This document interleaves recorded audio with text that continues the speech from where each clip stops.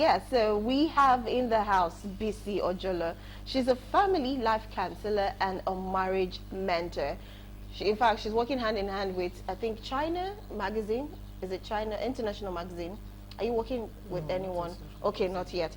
Okay, all right. Anyways, BC Ojolo is in the house. It's good to have you here. It's my pleasure to be here again. Yes, you know, I was always behind the camera, but now I'm seated with you. Okay, it's good to have you. And of course, we'll be having a Zoom guest later on during the program. But first, I want to ask, is it even wrong to have expectations in your relationship or marriage? Is it wrong at all? It's not.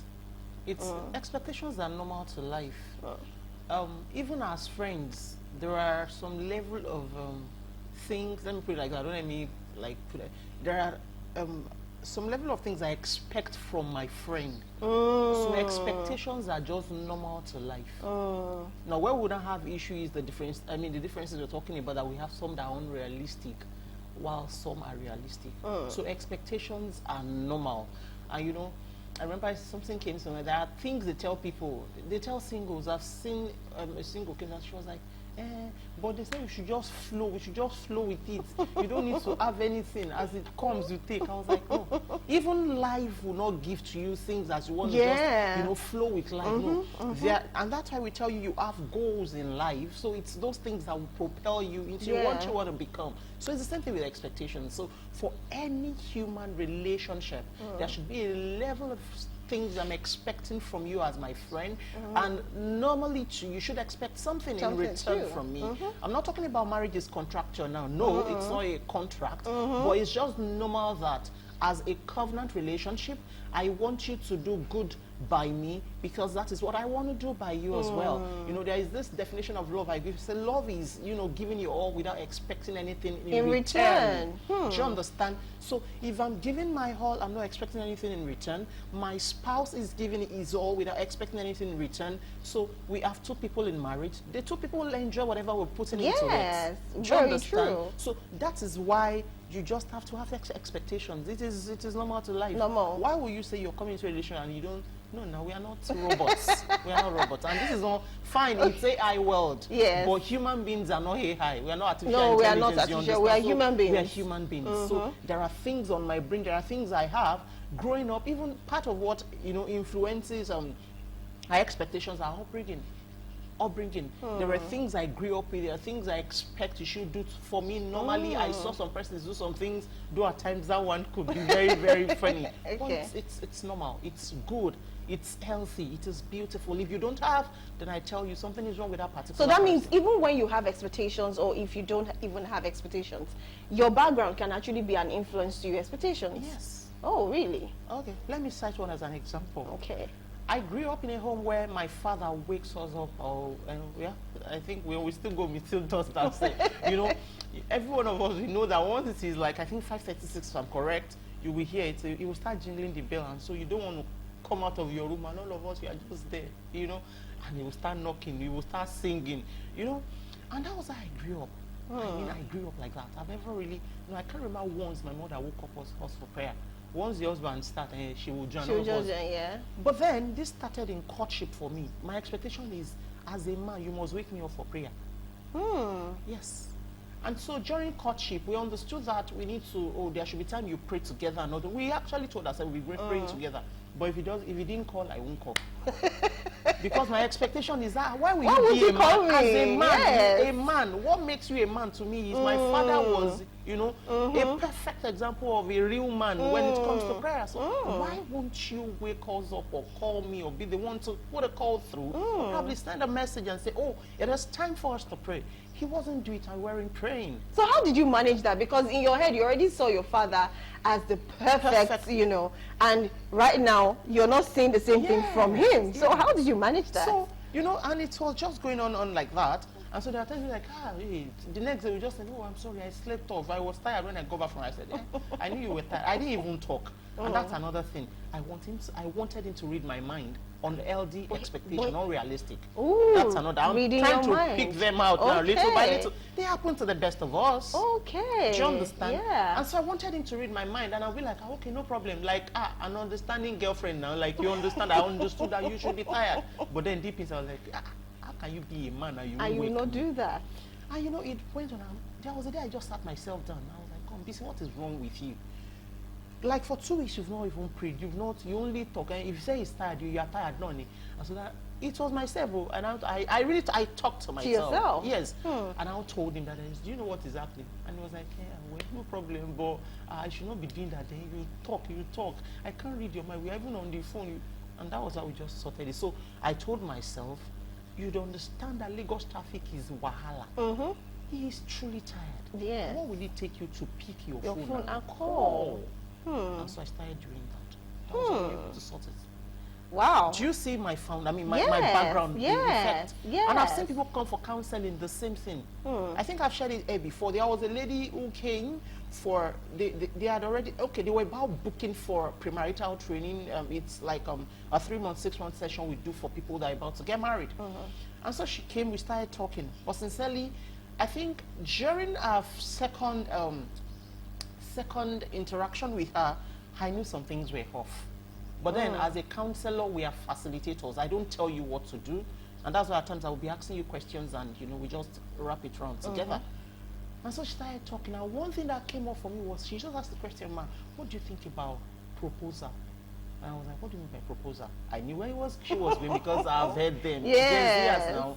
One leg on the floor, the ring in his hand, let him, you know, paparazzi, let him be snapping, and my friend will be saying, say yes, say yes, say yes. And so she started, and I was like, what do you mean by proposal? Okay, I love it. And I was like, sorry. Ooh, why do you think you want it or your friends did it? You're okay. And she was like, hey, ma, it's true. And all of them did it, and I think it's just normal that he should do it. He should do. So he expected the guy to do it. As much as I'm not against proposal, but that was unrealistic because this guy felt we had already proposed to ourselves. We have fixed a date already in our mind to get married. So which proposal again are you looking for? My sister, they didn't get married. What? Yeah. Because of proposal. Now, she was big on it. And the guy too was not ready to bend. Though there were a lot of things, even for the guy not to be able, you know, not wanting to bend. Was another issue for me. Yes. So assuming they actually came for the premarital and we pulled through, there are things I saw in the town I need that really needed to like work. Do you understand? But that was the singular reason for it. And I was asking, I said, are you sure? He said, yes, man. Why will he tell me no? No, but me, I want this.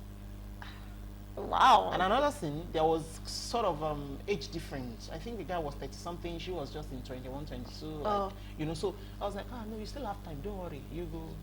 Obviously, she's going to change the ideology of, you know. That's the thing. Yes. So you see the differences and all these things and where we're coming from, influence from our background, influence from our friends, influence from the environmental staying, influence from people. Add social media. Social media, yeah, that's another influence. And some things on social media are not true. They are not the real thing for a lot of persons. And so people act. And you want to act to your marriage as well.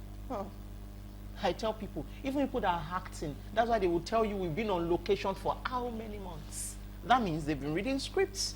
They've been there for months. The director will tell them, do this. The producer will say, this is the way I want it to be and all those things. But you want to start acting in your marriage. It doesn't work like that. It doesn't work. Do you understand? So this expectation, it has a lot of wings to it.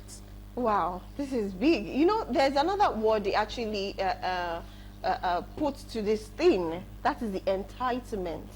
You know, can you actually relate entitlement with expectation? Or do people actually mix it up? Like they feel entitled to such thing, whereas it's probably just an expectation or it's something that they shouldn't even expect. Okay, so the thing is, when you have unwholesome expectations, it could lead to an entitlement mentality. Though an entitlement mentality is meant to be on its own, because entitlement mentality is a state where you do something for me and I don't even see the need to say thank you. I feel, why can't you do it? Thank you. Okay. Probably you're richer than I am. You have money now. Why can't you be giving me money? Do you understand? It's actually meant to be on its own. So entitlement is when people don't see the need to appreciate you. Or even when they appreciate you, it's just on their tongue. They feel you have not done enough. You should do more. And so appreciating is just because, at least they have done. Thank you. Thank you. They leave. But then it's not deep inside. Now, expectation now could, the correlation between it's now when people have that particular thing, because they now want you to do it, like it's It's a force. A must. It's a must you must do. They become entitled to that particular thing they want from their partner. So now entitlement is another part of an unrealistic expectation, or the extreme? No, it's sort of, it's unrealistic as well. But I think it's a standalone thing. Okay. You understand? But the truth is, by the time you keep probably pestering your partner for that particular thing, people now tend to think, you are being entitled. it's my right. No, I have couples that will even tell you, people will come and they will say, it's my right. Yeah. They will tell you it's my right. Wow. I've seen a lady came at a point for, they are married. It's about chores, and that's another way. It's part of this expectation thing. House chores are realistic expectation. They are not unrealistic. Now, I would explain. Now, I'm a lady. You're married to a guy. It is normal for me to think sweeping, washing, and all these things are basic survival skills. They are skills you should have as a person. Yes. When you were single, I think you at least 1-2 times you cooked for yourself. So why should it be a problem because you now have a wife and you think I should be doing everything? Yeah. Even if I have to take care of the children, I have to do all the things, and you don't want to just do anything in the house. It is realistic for me to think, oh, my spouse should be able to help, do this assist. help in the house. But by the time he's not doing it, and it's not a problem for me, and I'm now fighting it out, I'm shouting, I'm nagging and probably troubling him to do this particular thing, I become entitled and I'll be like, is that other person not doing it? Why is your own different? It's my right. At least you're doing, I now start listening to those you're doing, and so it's not like we must do you understand? It becomes unrealistic. But normally, as it should be, chores and all those things are realistic. Realistic expectation are normal thing I expect my spouse to do, which are good. They're not bad. They are normal. Do you understand? But it becomes unrealistic when even at times I tell myself, these are things you can't even do for yourselves. I've seen some persons tell you, I want him to do, or I want her to do this, and I ask you, this thing you want her to do, sir, I now try to write this, and by the time they look like, they can't even do these things for themselves. But human beings, they will always expect. Selfish. Okay, now we're saying something behind the camera, which I want them to also hear. Now, when you talk about this home chore, a lot of people don't look at it as an expectation, like I said. A lot of people look at it as, I'm entitled to this. I go to work, you go to work. I prepare food for the children. I wake up early to bathe them. I kind of even pick them up from school and make sure everything is okay. When they call for parents meeting, I'm like the one that is always a parent. So when it comes to house chores, I think you should be able to help. Now at that point, they are not expecting again. They are feeling like this is what you have to give me. If not, you're not doing what is right. Now at that point, how do such a partner, what advice will you give to a partner like that to fix that issue? Because that's an issue where your wife is no more expecting, but now she's now demanding, like she believes that is what she deserves. Okay, so entitlement mentality will not earn you anything. If it will earn you something, it will earn you probably a deaf ear. Like the man will just behave as if he's not even hearing anything. Because I think this is coming from the place of what we hear, like the social media we're talking about, what we see, and all those things. Now, it is our saying these things are, you should expect normally that, you should be able to, because of the, a lot of things I'm doing and all those things. But by the time you shift it to, I am entitled to this, it is my right. Let me say something to all of us. You're not entitled to anything, and nothing is your right. That people are doing anything for you. I say it. You're not doing your spouse any favor by doing anything in the house or by not doing. So that someone is doing it or is not doing doesn't mean, because I'm, they are my privileges. Yeah, let me put it like that. It's things I'm entitled to do in this way. Why not look at those other persons, the few things your spouse is doing, appreciate them for that one first. I'm telling you, I think I said it behind the camera too. Yes. I've seen it help, 1,001 times, especially for women now. It's women that do this. You are working, I'm working. You can knock from today to tomorrow. You can shop from today to tomorrow. If you will not do, you won't do. Right. Because reality is, check men very well. For some of them that have friends, he will have this one friend that is not doing anything at home.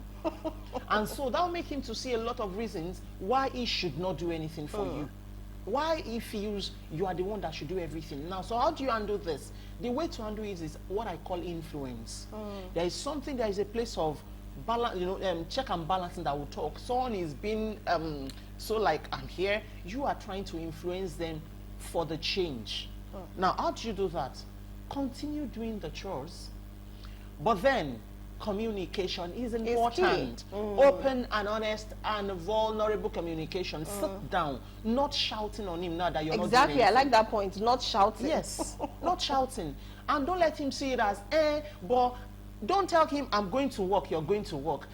You are putting money down in this, I'm putting money. No, if you bring all those ones, it will be like, man, how's that go? Yeah, like you want to step on him. Yes, you want to step on him. No, but when you make him understand, see, from the point of the children are there, make him see reasons why you just need that little help, and don't push it. You just have leave spoken, it as it is. Leave it and do what I tell women, do what you can do part time. When I'm telling you over time, nobody is, I don't think anybody normally, any sane human being should be wicked. If your spouse is not wicked, why am I saying that? Ma'am, we have a lot of persons that will come to you with this is the thing. But it's by the time we start digging, we know that there are something's underneath. True. So if there is nothing, he will change. Because a kind person will not see you suffer and still like you're suffering. They know that because a lot of things are suffering. You're cooking, you're sweating, the child is crying, you're there to pick the child. And they pour the water, it's just there, and you are the person again mopping the floor. And no kind person will do that. So a normal person will not do that, and if he doesn't need a psychiatric evaluation, I'm telling you, because we have a lot of us are not normal. Obviously. Do you understand? Nigeria right now at this point is even making a lot of people lose their sanity. If the person is normal and it's a kind man, I'm telling you, it will help. It will help. And that is one thing why a lot of people should always look at the characteristic of being a kind person. Yes. When you have to pick a partner, be you a male or a female, you must make sure that your partner is kind. It is very important. They will have this sympathy, empathy. That thing is a very core value one needs to have. I'm sorry, the kindness, not to you now. I love to say that. Yes, not just to you. So not even, don't look at your own, because with you now, he or she has something at stake. In the sense that there is a romantic relationship. Okay. He might want to be kind to you alone. Look at the way you treat other people. Other persons. Especially people that can't do anything for them. Check it very well. That's one yardstick for me. If you're treating you well because there is something between us, and you can talk down on another person, then you're not kind. Did you hear that? You're treating other person, especially someone that has nothing, that, humanly speaking, cannot even do anything for you. That waiter that you want to throw money at because you think you paid it, it's from those little, the way he shouts on the security. He has a driver that drives him around, and so you can bang the door on the person because he's and raise his voice now. anyhow. Or probably you are in the car, like I was telling some persons recently, whenever I love to board bike, because when there is hold up, my husband will say, I said, no, I can't drop car on the road. And whenever I think there is any, bike is available, I prefer. And even in the bus, I say thank you when I drop.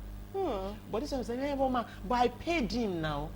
You paid him. Have you ever been stranded in the bus stop? If you have ever been stranded, then you will value those people that pick us on the road and help us. The Uber man that you can pay after, you will know how to say thank you to them. Thank you. They start with these little things, kindness. Very important. Not the way you're treating me now, but other persons. Now, I hope our viewers are listening to this. So it's not just about you and your partner. It's about how he treats every other person around you. That is how you can actually determine his kind. Yes, we have Tumbi waiting on us for Zoom to join us here. She was supposed to be, she was here yesterday, but we had her for just 5 minutes and she had a whole lot to pour down. So I had to plead with her to actually grace us for today. Okay, let's join Tumbi Olabisi. Tumbi Olabisi is a relationship therapist and an author. Tumbi Olabisi, welcome to the show. Thank you so much. It's good to have you here early. Yeah. Okay, so we're talking about the difference between realistic and unrealistic expectation in relationship, as you have heard. Now, I want to ask, what is the difference between unrealistic? You know, you joined us yesterday and you're trying to make a bit of the difference. But now, can you give us more examples, like few examples of the difference between realistic and unrealistic expectations in marriage? Okay, thank you for that. First, I want to establish that sometimes expectation can be personified in the sense that it could be that, okay, what somebody expects is different, what A expects is different from what B expects. And when we are talking about expectation, I mentioned that, okay, there is realistic expectation, there is unrealistic expectation. When we are talking about realistic expectation, you're probably talking about in a romantic relationship, to be specific. We're talking about expecting somebody to treat you with kindness. I had the first speaker saying that, which is very important. So it is okay to expect that somebody treats you with kindness. Somebody treats you with love. Somebody shows you affection. Somebody shows you respect. So those are realistic expectations. It's not as if, oh, it falls in it. So if you have a partner who cannot meet this, then you have to question what the romantic relationship is about. Now, but when we are talking about unrealistic expectation, it is talking about something that someone does not have that ability. Somebody is not capable of meeting that need at that particular time. One, two, somebody it is also something that is not within the human capacity to actually achieve. So I'll give example of that. There are some things that are existential, like you can't expect somebody to actually give meaning to your life. That's an unrealistic expectation. For instance, you cannot expect somebody to help you heal the past wound or trauma that you have had. That's an unrealistic expectation. You understand? You can't expect somebody who is earning um, maybe 100,000 to actually buy you maybe a bag of 150,000 in a month. That's unrealistic. All right? You can't expect somebody who came from the background that he had never seen his father in the kitchen. Nobody had role modeled any of such to him, that a man should be in the kitchen or a woman should put money, and expect that that person will be able to meet that need. Except there is an intervention, that becomes an unrealistic expectation. Hello? Yeah, I can hear you. Go on. Okay, so I said that becomes an unrealistic expectation, to expect somebody who had not experienced or had not seen anyone behave in a way and doesn't have an idea of how to do that, and you expect them to be able to do that to you. So those are examples of unrealistic expectation. I don't know if you've been able to grab a difference of what I'm saying. Okay, so what is a realistic relationship like, especially a realistic marriage? What does it feel like? Because, like you said, when you try to say your childhood, bad memories, trying for your partner to try to erase that off, or you saying spending almost all his time on you, and like you said, you having a spouse that earns 100,000 and you're expecting him to buy you a phone or a bag of 200,000. So what should a realistic relationship and in marriage, what should it actually be like? What should it feel like? Okay, beautiful. For a realistic marriage, couples should be able to communicate what their expectations are. So, for instance, you want somebody to be, because I had the first speaker talking about roles, different roles in the relationship. And first, I want to establish that, roles are not gender based. In the new reality that we have, you can't say that, oh, because I'm a man, this is all I'm going to do. Because I'm a woman, things are fast changing, and that is the truth. And that is where we have this issue in relationship. where someone just feels that because you are a woman, you are automatically supposed to be the cook. You are automatically supposed to be the only one that will take care of the children, you know. But then couples are supposed to have conversation around this. So a realistic marriage or realistic relationship is a relationship where people communicate, healthy communication, whereby people are free to hear their opinion without being judged or without being shut down.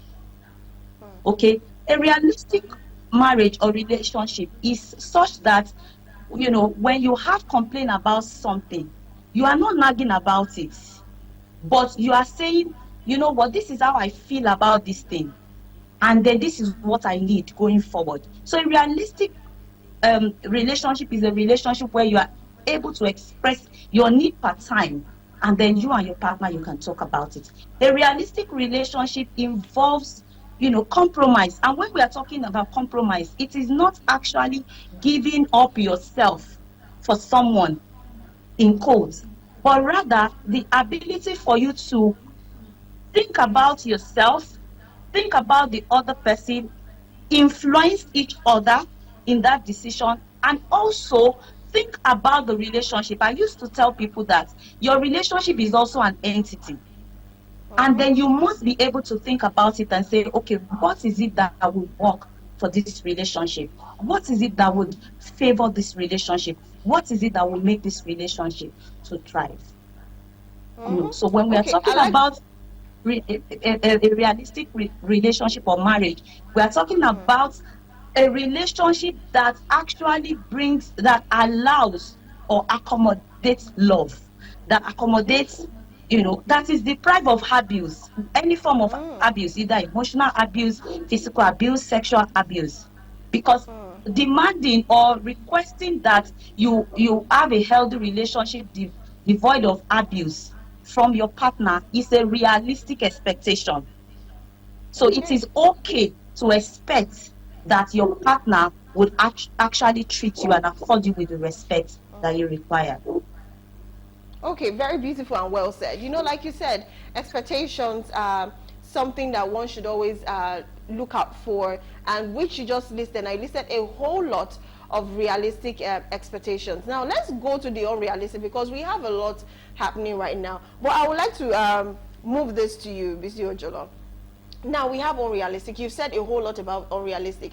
Like you said, communication is not about you sitting down with the person and you are nagging the person. You're not communicating, you're just shouting, and your partner will not listen.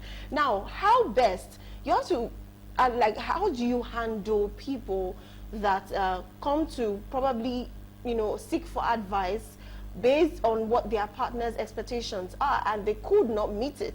Now let's take it from the angle of, sometimes some of their partners bring realistic expectations, but the other partner believes that the expectation of his partner is unrealistic. Now, how do you deal with that? Then from the other side of it, now when the person is actually bringing unrealistic expectations and you need to come in to settle such issues in marriage, what is the advice you give to them so that other persons too can actually learn from this? So let me start with the first one. Just as the speaker has said, it is important for people to understand what expectations are, and that it is just normal for them to have these expectations in their relationship or in their marriage. So in a situation where, like the example she cited, you know what the person is earning, but then you want them to do something that the capacity cannot carry. Now, it calls for serious questioning to be sure they are even aware. Because we've seen cases, especially when it comes to money, you know, this African mentality, like, don't allow a woman to know what you're earning is another serious issue. And so he's keeping a lot from the woman. And so the woman feels, oh, at this level, you know, he's sort of placing him on a particular scale of what the money is and he should be. And so with that, he could bring things together and think you should be able to do it. But one thing is very critical in every human relationship, and that is communication. I'm telling you, if people can communicate honestly and openly, they will sort a lot of things. So you come to me for this particular thing, the only thing they can do as well is communication. They need to sit down and talk. You weigh things. Now, she's coming with something very realistic, especially like these house chores we're talking about. Check a lot of men that don't want it. That's why we tell them, as she has said, there is nothing called gender-based again. There is nothing. The only thing I tell people, your senior now is the marriage. So when I'm saying your senior in your marriage is your marriage, it means the two of you now should be put into consideration in anything you want to do. So it's not like this is for you, this is for me. It has to be what will benefit our marriage. And so when we're talking marriage, we're talking about the two of us. So we're talking about don't be self-centered, don't be selfish. Leave self, sit down, talk. You want to brainstorm, brainstorm. You know, communication is wide. So what they need at that point is communication.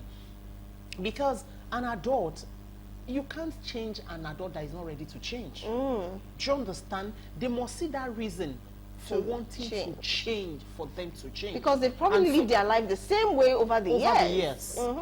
So what you can do, as I think I said, and she said, is influence. Now, in a situation where you want him or her to do this thing, and it's realistic, and he's coming or she's coming with the fact that why they don't want to do it because this, and everybody is putting things on the table, let the tension down, and then you can come revisit, because what will still sort it is communication. You can't force anybody to do anything. Nobody can force anybody to do anything. Especially an adult, you understand? So you still have to come to the round table to solve this particular thing. So depending on what the you know, the issue at hand is. If it is the issue of house chore, I'm telling you, one advice I give women is the fact that do what your capacity can carry. Don't kill yourself. Because yes, I've seen cases where after even she just gave birth then, and the mother-in-law came, she wasn't really doing much because of, and the husband too felt, you are this thing. I'm telling you, they rushed her to the hospital. Wow. And I told her, see, I've always told you people, the truth is, your child needs you.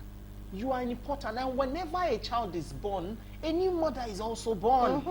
So, you know, so you have to just do what you can do and leave the rest. That's one of the advice, I mean, a piece of advice I give him, and it's one of it.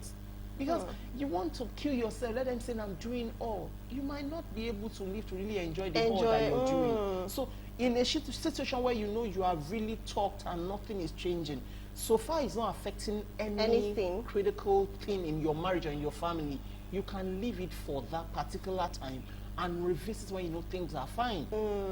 Then see if you can both come on the same page. And if what you want, realistic expectation, is not, you know, there's something I tell people, we have in marriage, there's something, or generally human relations, there's something we call annoyance and the main issue. Okay. There are times what you're expecting is just who you are. She talks about personal. Yeah, expectations. It might be personal to me. Probably might bring it up because I've seen something. I feel, oh, you should be able to do it too. And so I'm bringing it to the table. It is realistic for me. But for my spouse, it might not be realistic. Do you understand? And if care is not taken, we might be making a very big mountain out of just a molehill. Do you understand? That is annoyance because it is a personal thing to me. So I might still be able to jog around and I'll be fine. But now main issue are things that are now affecting your values, your standard, things you also, you know, very, very high, that they are very important to you. As much as we're talking about you making compromises, not something that will affect your life, affect your relationship with other people, or affect something even important in your relation or in your marriage that your spouse is not seeing. So let's be able to differentiate between the two. The two. Are these things just annoyances because I am personal the one that wants it is personal, and I can just still sit down and we'll be fine?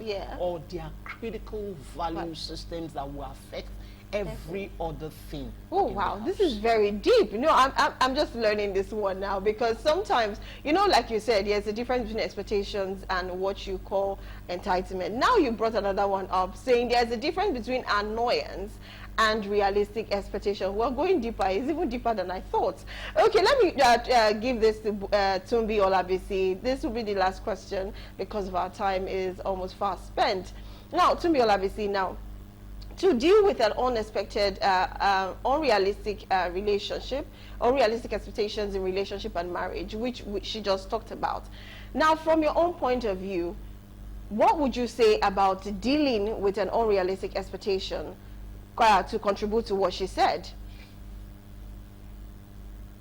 Okay. If, in addition to what she has said, it is for the person to actually separate their partner from that expectation.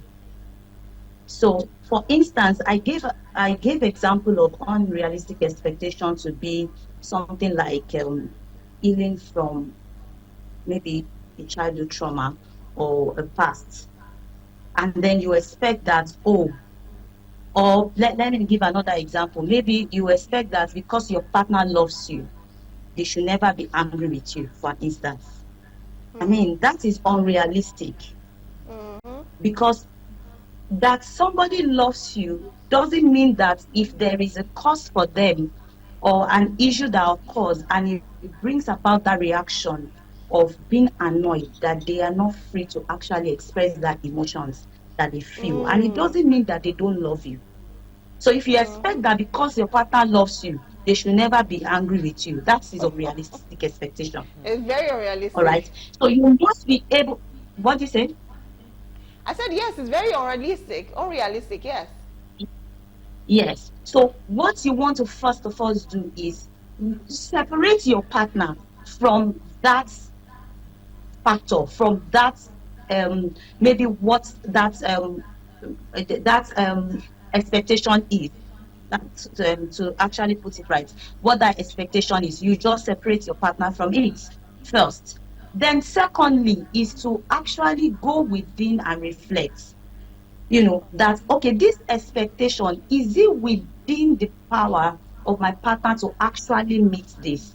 And then it takes a lot of self-awareness to be able to do this. So that you are not, putting you are not stressing your partner and causing a lot of issues in your relationship because of Mm-hmm. something that has nothing to do with your partner or the relationship but yourself. So once you have been able to do that and you now realize that, okay, this is me. Yes, because you are a partner, you can now communicate. If you notice, that is one thing that both myself and the first speaker had said, communication is very key. So that you can now communicate and say, you know what, this is an expectation that I have, you know, and then maybe that partner can grow to helping you fulfill that expectation, or you may now begin to see that expectation in a new light. Mm-hmm. So that room for communication is very essential for any relationship, either in dealing with realistic expectation or with dealing with unrealistic expectation. Okay, all right. Thank you very much, Tumbi Olavisi. Thank you very much. I really love that your input. I've learned a lot sitting down here from experts. Obviously, I can't have two experts in the house and still not be able to learn one or two things. And I'm very sure our viewers to also learn. Now, I want to just in a few seconds. Now, a lot of people might not realize what you just said, the annoyance part, because of your personal reasons, just like she said, and they will actually put that at the same page of expectation. Now, personally, how can one identify that I am just probably being selfish because I'm thinking about myself, I'm being personal, I'm being annoyed with him because he didn't do this and I always expect this? And how can she now be able to separate it, or he separate it from this is actually the real expectation, I'm not asking for too much? All right. How? In few seconds. She has said something, and sincerely, it boils down to that. Let me be sincere with you. People that are unwholesome with things, they know. Oh. People know. But there are times our selfishness becloud us. Mm. Because at times it's just like lost. You want that thing and you want it now. Until you now sit down to reevaluate, you now say, oh, and it's not that deep. Oh. So I would still say it boils down to reevaluating that particular situation. Don't shout. Don't nag your spouse. Oh, he or she has said, I am not doing, or this is not what we are doing in this marriage. Go back, sit down, reevaluate it, check it very well. Are they even involved, or is he or she even involved? Is he part of this particular thing, or is actually myself alone? Now, after reevaluating, you now sit down to see how you can do it for yourself. For yourself. Very important. And it's about the self-awareness it's talking about. A lot of persons are not self-aware. So when you're not self-aware, you want other person to always complete you, not compliment you. And that is where it comes in to say, he's not making me happy, she's not making, and nobody can make you happy if you're not happy. So you bring your happy into every relationship for the relationship to be happy, and both of you will be happy together. So reevaluate the situation, sit down to really talk to yourself deeply and know that yes, this is what I can do. This person is not actually involved. You know what? Let's just round up with that. That's a take home for everybody. Sometimes it's not. You said something about compliments. Can you say that again? Compliments and I said a lot of us want people to complete us. Complete instead us. of Compliment complimenting us. each Yes. So that's the take home word. Don't expect your partner to complete you, but rather expect them to compliment you. That will go a long way, so that you don't, expect too much and it becomes an unrealistic expectation. Thank you so much to Biola Bisi for joining us on Zoom. Thank you so much, Bisi Ojolo. It's been amazing. I have a lot of questions, but I can't ask anymore because of our time is already fast spent. Thank you so much, everyone, for joining in. And of course, tomorrow we'll be talking about health, and you don't want to miss it. Believe you me, this is something very interesting, and a lot of people have gone through a lot because of this thing. It's even very interesting because it is one thing that you use every single day. In fact, every second, if I must say.